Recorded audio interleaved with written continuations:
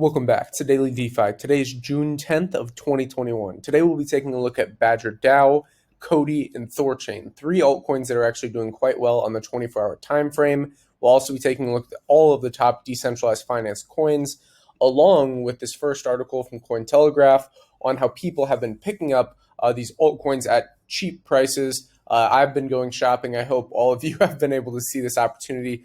Pretty interesting time to build a diversified portfolio.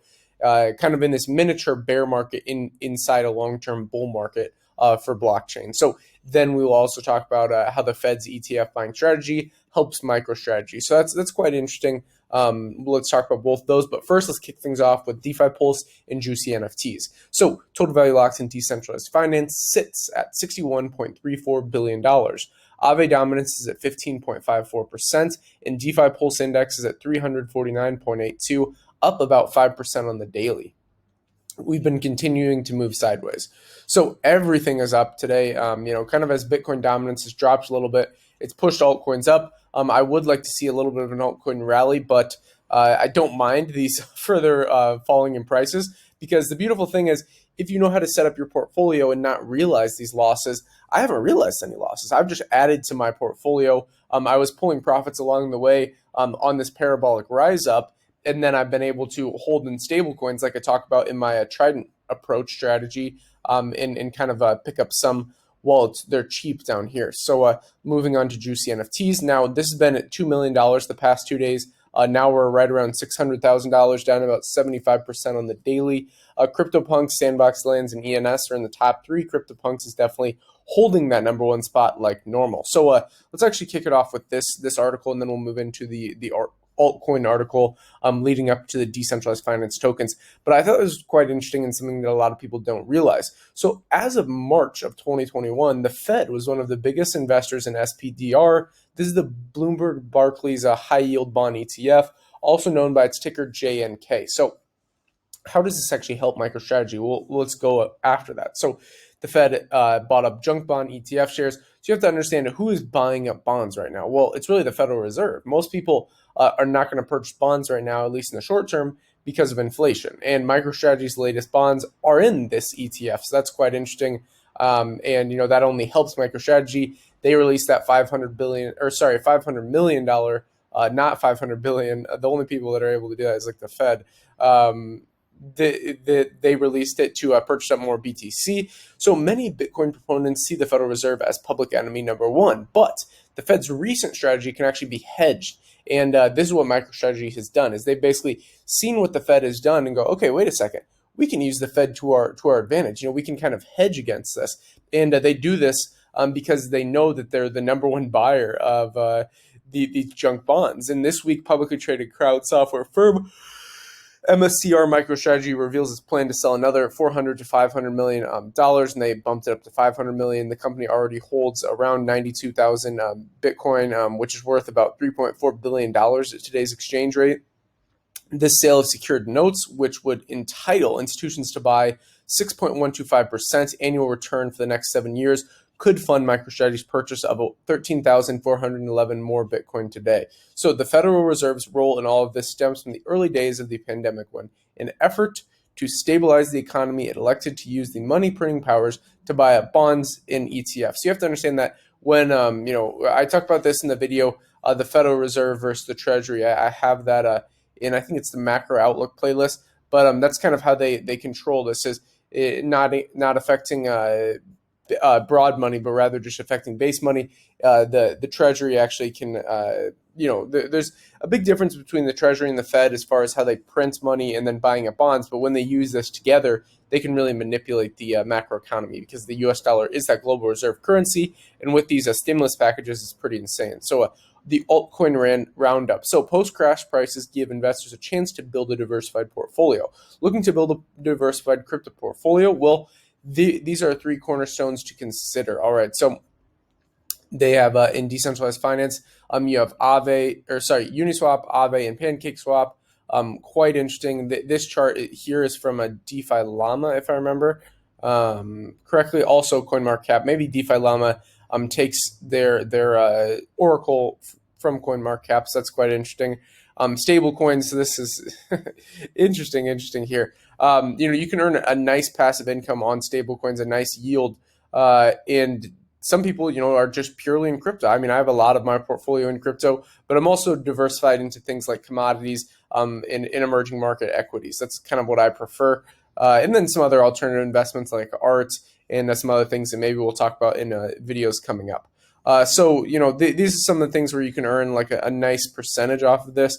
15% in USDT, USDC, and 26% on DAI USDC. So this is kind of these opportunities to really average in while we're at these discounts. If you believe that we will see another rise in altcoins and in the crypto market in general, that's what I would say. So top decentralized finance tokens, as I said, pretty much everything is up on the daily. Obviously, DAI is a stable coin.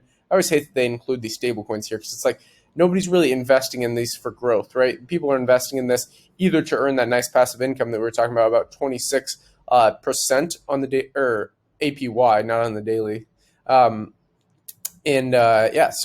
you can see pretty much everything is up here. The only thing that's down is OX. It was up a decent amount yesterday. But on the weekly, still a lot of these are down, although Enzyme is doing pretty well on the weekly charts. So let's hop right into it. With Thorchain Rune, this is a project we've talked a lot about. Basically, what it does is it allows you to swap, I would say like cross-chain between like BTC and these other assets. I've done multiple videos on Thorchain in the past. This is ranked number 50, right around $10, up about 20% on the daily. Fairly volatile as far as it goes. You see these kind of extreme spikes, but now we're kind of moving towards this symmetrical triangle pattern. Maybe we'll have a break up, maybe we'll have a further breakdown. But a Thorchain Rune, I mean, I'm scooping up anything that's kind of around this $10 mark, because for a long time there, what were we at? Around, $20. So about double this. But yeah, Thorchain, great. I have a nice position in it. Let me know in the comments what you think about it. Has about a $2 billion market cap with a daily volume of $151 million. Moving on to Coti, this is one of our favorites here at Daily DeFi. Ranked number 196 on about, 90,000 watch lists. Up about 23% on the daily, right around 23 cents, with a market cap of $153 million. Volume up about 23% on the daily, similar with the price. So volume's at about $37 million. This one has fallen quite a bit. Let's see, what are we down in percentage wise? So we were at 50 cents. Now we're, down a little bit more than a half, down a little bit more than 50%. So interesting to see that. This Coti's on a lot of exchanges. You can watch my previous videos on that. Also, let me know if you have any questions on that token. And let me know in the comments, by the way, if you want to see any tokens featured in tomorrow's Daily DeFi. Also, I've been thinking about doing a live stream since I'm here in Tbilisi, Georgia, set up a little bit better. The previous couple of weeks I was in the United States, and it was a bit harder to do all these things because there's a lot of things that I can only do when I'm in the United States, like banking, and typically I spend the majority of my time in emerging market countries looking at investment opportunities. Well, again, like I said, when I'm in the United States, I just don't have the time because I'm typically doing banking things. So anyways, I digress. Let me know in the comments if you would like to see a live stream, what topics you would like covered, because I am considering doing one at the end of the day today. So BADGER DAO, ticker symbol BADGER, rank number 262. This is one of the first projects that I ever recorded a tutorial video on. It did very, very well. This was back in, I think, January of this year, which in crypto land, January seems like eons ago, but in normal time, it's, a couple of months ago. Anyways, price right around $14.51. Actually similar to where it was when I first talked about this. Quite interesting as far as that goes. You can see January, like I was saying, 24th, right around $11. Now we're right around that same mark. So, this is retraced quite a lot. This is one where it's like, man, it got all the way up to $80. I was able to pull some profits. I hope you were too. This is a product that really is helping you do yield farming and get nice passive income on your stable coins and really on all crypto assets. So 17% on the daily. Let's see, market cap right around $136 million. It was close to $1 billion. I think maybe even over $1 billion for a little while. Let's check market cap right here. Let's go right here. Yeah, well, no, we didn't quite hit $1 billion. Right around $500 million. I thought okay, maybe I was looking at another project. But again, great project. Let me know in the comments what you want to see in tomorrow's Daily DeFi. That's basically it for this episode. Also, join the Telegram group. The Telegram group is pretty awesome, in my opinion. We have a bunch of like-minded investors in there talking crypto, talking all kind of global investment strategies.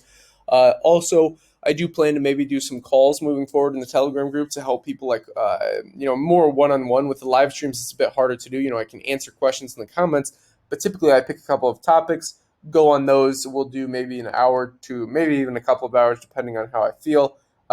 Beautiful day here in Tbilisi, Georgia. So yeah, maybe I'll do that. A little live stream on the balcony. Just let me know in the comments. That's all for this one. If you enjoyed it, you know what to do. Hit the like button, subscribe to the channel, hit the notification bell to stay up to date. As always, like, subscribe button all, invest global, and until next time.